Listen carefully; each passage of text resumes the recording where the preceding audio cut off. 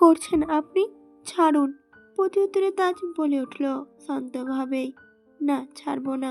ফরিস্তা আবারও বলে উঠল কাঁপা কাঁপা স্বরে, আরে কেন করছেন আপনি?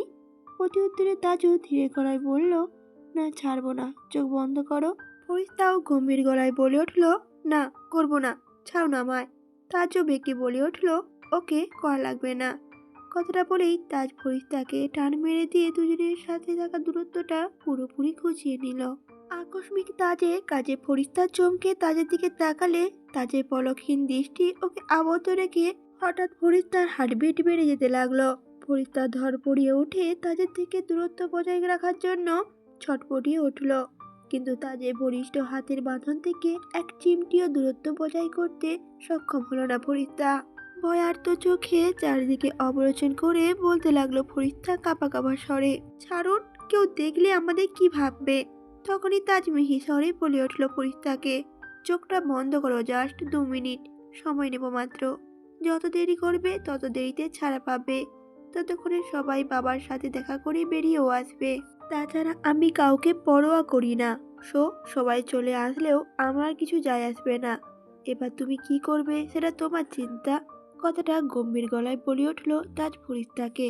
তাজের এরকম কথায় ফরিস্তা চিন্তায় ডুবে গেল। তাজ কেন ওকে চোখ বন্ধ করতে বলছে? খারাপ কোনো মতলব আজ কিনা ভাবতে ফরিস্তার মন আনচান হলো। এমন তো অবস্থায় কি করবে বুঝে উঠতে পারলো না ফরিস্তা। এদিকে সময় পেরিয়ে যাচ্ছে।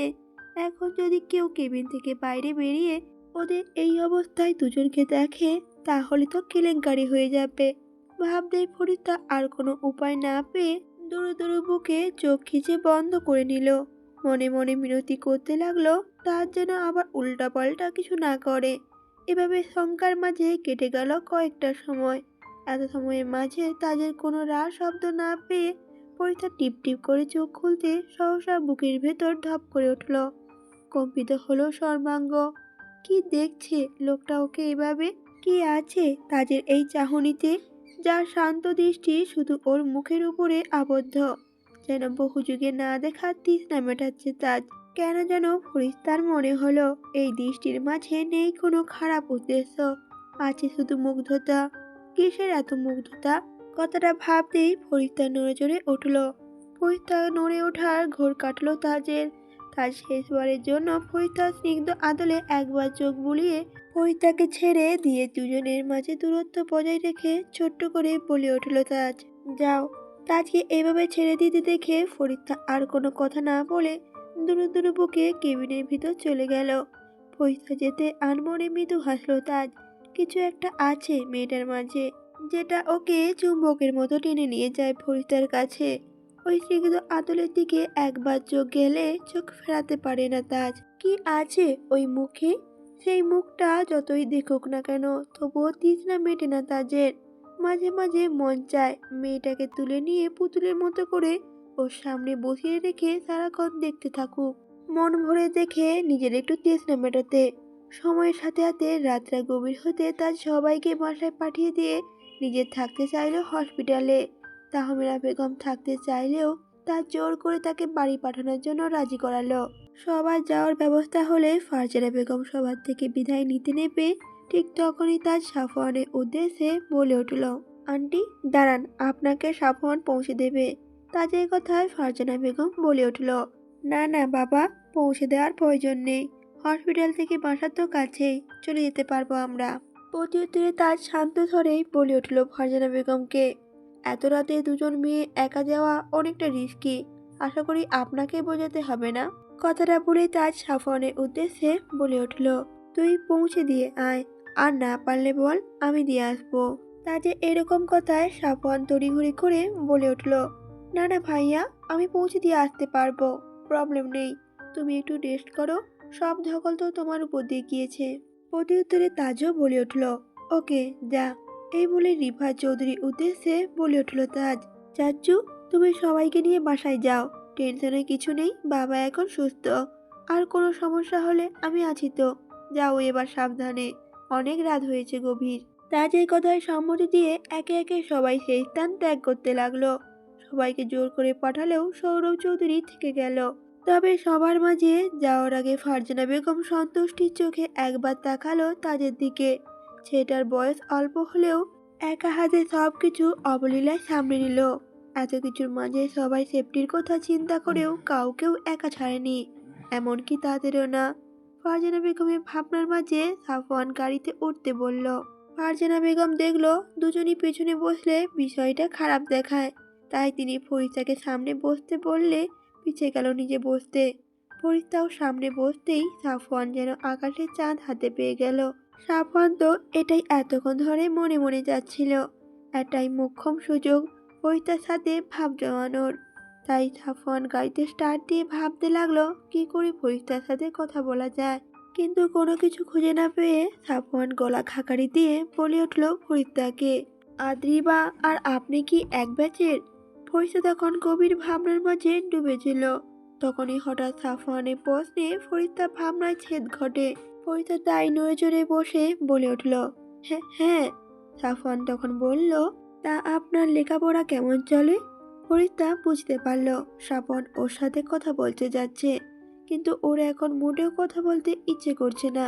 তবুও জোরপূর্বক মুখে হাসি টেনে বলে উঠল ফরিস্তা, জি আলহামদুলিল্লাহ ভালো।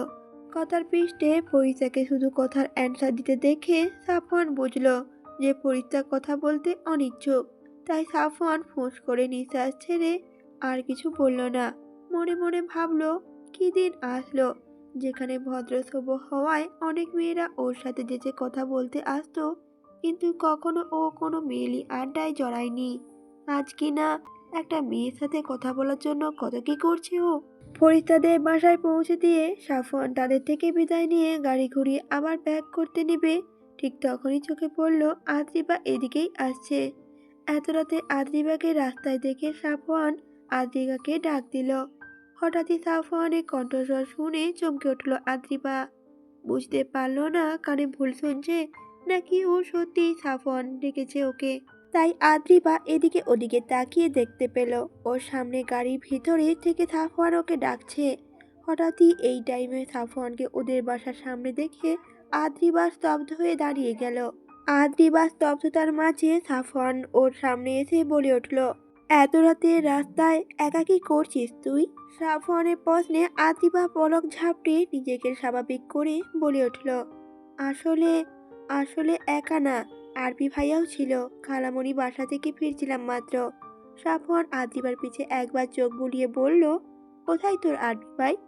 আদ্রিবা তখন স্বাভাবিক স্বরেই বলে উঠল, রিফাত আঙ্কেলকে দেখতে গিয়েছে, মাত্রই গেল, আমাকে এখানে নামিয়ে দিয়ে গিয়েছে সে। তুমি এত রাতে আমাদের এখানে? আদ্রিবার প্রশ্নে সাফওয়ান শান্ত স্বরে বলে উঠল, আসলে ফরিস্তার আন্টিকে ড্রপ করতে দিতে এসেছি। প্রত্যুত্তরে আদ্রিবা বলে উঠল, ও আচ্ছা আচ্ছা, আঙ্কেলের এখন কি অবস্থা? প্রত্যুত্তরে সাফওয়ান শান্ত স্বরে আবার বলে উঠল, এখন অবস্থা আগের তুলনায় ভালো। আচ্ছা যা, তাহলে তুই বাসায় যা। এবার আদ্রিবা ব্যস্ত স্বরে বলে উঠল সাফওয়ানকে, সে কি এখান থেকে চলে যাবেন মানে? বাসায় চলুন। প্রত্যুত্তরে সাফওয়ান বলে উঠল, না না আজ না, অন্য একদিন বাসায় আসবো। এই বলে গাড়িতে উঠে বসলো সাফওয়ান। সাফওয়ান গাড়িতে উঠতেই আদ্রিবা একটা দীর্ঘশ্বাস ছেড়ে বাসার ভিতরে ঢুকে যাবে, ঠিক তখনই গাড়ির জানলা দিয়ে সাফওয়ান মাথা বের করে আবার আদ্রিবাকে ডেকে উঠল। সাফওয়ানের ডাকে আদ্রিবা পিছন ঘুরে সাফওয়ানকে বলে উঠল, আমাকে ডাকছিলেন? প্রত্যুত্তরে সাফওয়ান শান্ত স্বরেই বলে উঠল, হ্যাঁ তোর সাথে কিছু কথা ছিল, ফ্রি আছিস কবে? প্রত্যুত্তরে আদ্রিবা স্বাভাবিক স্বরেই বলে উঠল, আমি তো সবসময় ফ্রি আছি, তুমি যখন খুশি তখন দেখা করতে পারবে। সাফওয়ান তখন শান্ত স্বরেই বলে উঠল, ওকে, কাল সকালে রেডি থাকি, আমি নিতে আসবো। কথাটা বলেই সাফওয়ান চলে গেল। আদ্রিবা ঢিপ ঢিপ বুকে তাকিয়ে রইল সাফওয়ানের দিকে। কি বলবে সাফওয়ান ভাই? বাইয়ে চান সাফওয়ান ওকে কাল প্রপোজ করবে নাকি? কথাটা ভাবতেই আদ্রিবার মুখে ফুটে উঠল এক পশলা খুশির ঝলক। তাহলে কি অবশেষে ওর অপেক্ষার অবসান ঘটতে চলেছে? ভাবতেই আদ্রিবা খুশিতে লাফিয়ে উঠে এক দৌড়ে বাসার ভিতরে ঢুকে গেল। ভোরের আলো ফুটতে আরভি তাজের থেকে বিদায় নিয়ে গাড়িতে উঠে বসলো। কাল সারা রাত তাজ আর সৌরভ চৌধুরীর সাথে আরভিও ছিল।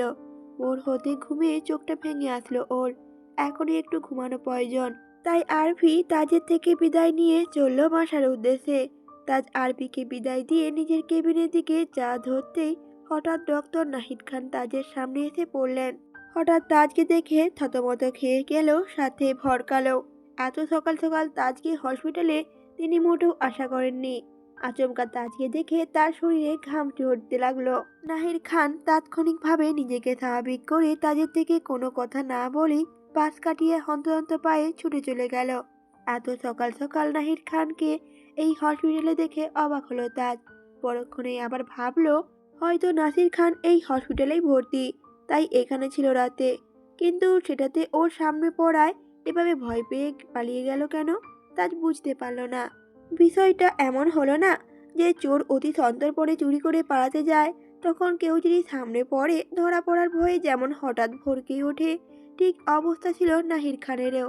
বিষয়টা অন্য সময় হলে স্বাভাবিকভাবে নিলেও নাসির খানের করা ওই কাজের পর থেকে স্বাভাবিকভাবে নেওয়াটা বোকামি হবে।